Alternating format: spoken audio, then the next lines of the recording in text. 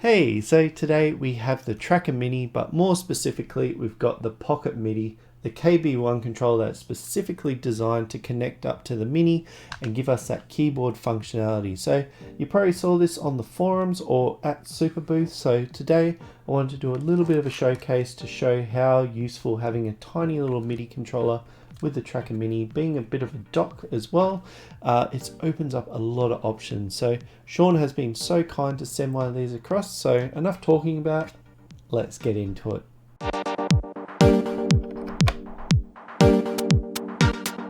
Alright, we are here with the Polyend Tracker Mini, and as you can see, I've got the Sean Special connected up, the little MIDI keyboard that connects straight up to the Tracker Mini, and it's been floating around the forums, and you probably saw it at Superbooth. And Sean was very kind to send this down under so I can have a play. Been helping with feedback and troubleshooting and having a go. And I think today it'd be really nice just to show what this is capable of. So if you got any comments or queries, please feel free to leave them down below. But I just want to showcase what this is about so you can get an understanding of what he's put into this thing, because I do think he's done a very good job, and it's a very special little unit because it does add a way that you can bring a MIDI keyboard on the go. Like if you just take this with you, you can do and go with your day. Like they've got that new update that's coming out soon where you can add a little keyboard that way.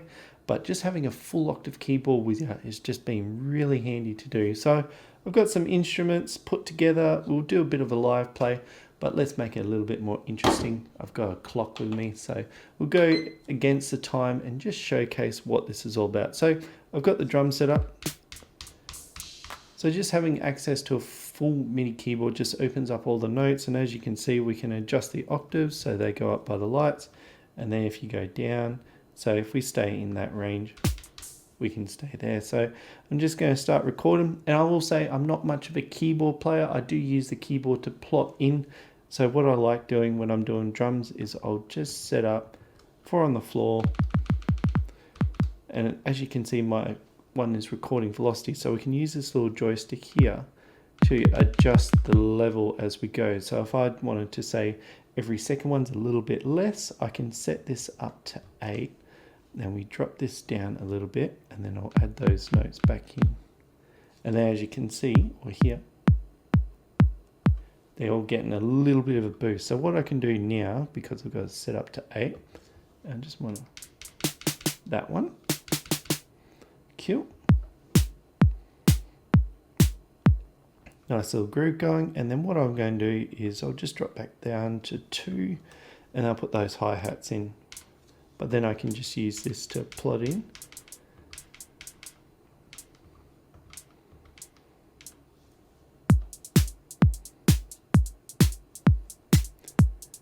Sweet. So I can come in here as well as start changing variables, but I like using some of the fill tools, so I'll just do that, shift fill. And then what I'm going to do is every note, I'm going to adjust that volume randomly from that amount to about, we'll make them a little bit lighter.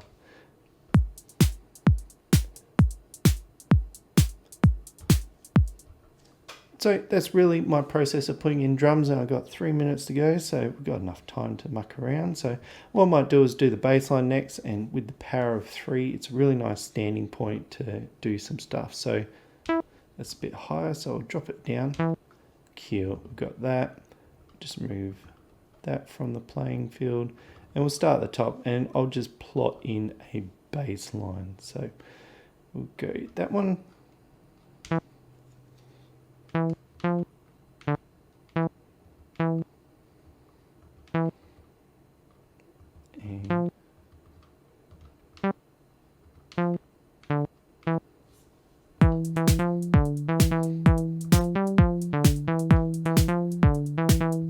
Maybe it should be in.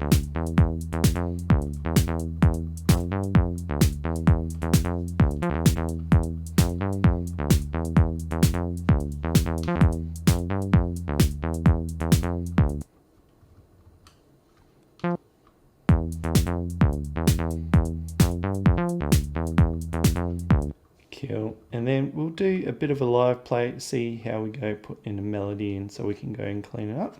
And then we'll have a nice little loop. So I'm just going to take that back up to the start point, put that in, and then if you hold record and play, another thing you can do is just arm the track that you want to do. So by holding those, and then you press the buttons there, but record and play, got a bit of metronome.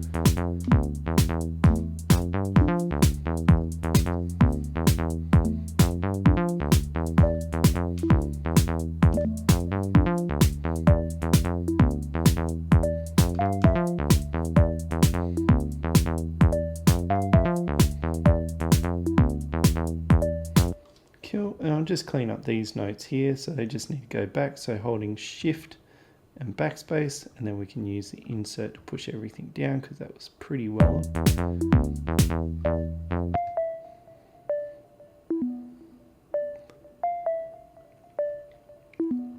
So this is a really good point. Now I'll start adjusting things and adding flavor, but we could do a bit of a live play to let the time go out.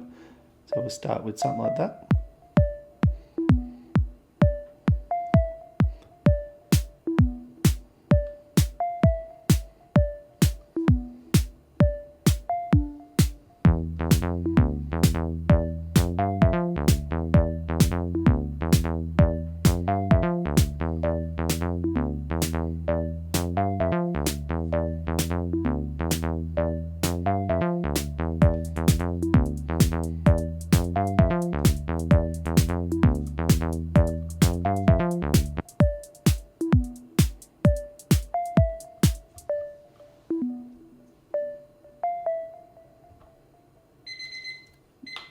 Not bad for a little session. And there is a few other little functions on here, because as you can see, there are some nice little speakers on here, so you can listen as you go. I'll do a bit of a demo. So I find them very useful. Like, they're not studio monitors in any sense, but sometimes you just want to sit on the couch and make music, and just being able to listen without headphones, such a godsend. And being in one little unit, it does help out quite a lot. And another thing too is when you're almost done, like you've done all the listening on your very fancy gear, having a little pair of speakers to listen to what your sound's going to sound like. Like, some people don't get the best audio equipment to listen to your song, so it gives you a sense of what's going on, and having all those different types of speakers help out. Alright, so there's one part of this I haven't talked about, and that's this little joystick here, which is a pitch bend and a sustain pedal. So I've just got a sample load up, and there's a little bit of an issue here. This only works with the samples, not the engines themselves, so maybe there's a bit of a communication issue with the MIDI on here or on here. But when we have it selected, we can rock that note and have a bit of vibrato. So what I'm finding is I'll be live playing, or have that loop going, and then just be jamming along offside. But if we click that down as well and see that light flashing, that's how we get our sustain. So like I've said through this video, this is a prototype unit, but it does add a lot of functionality. Just being able to have MIDI and push it into the Tracker Mini, it has a lot to offer. Like, one thing I didn't highlight is when you do that shift note in the beta and you bring up that MIDI keyboard, it hides some of the functionalities. And one of the things I really enjoy using is that step jump. But when you have the tactile keys and little functions, didn't have to really rely on it, and it just it makes it so much quicker to plot things in. As well as having the speakers, I can just sit there and play like this. Nothing's connected, I can just pull this out. And another thing too, if you want to de-dock it, you just got this nice little tool that you can slip in there. Comes apart, so that fits in the case.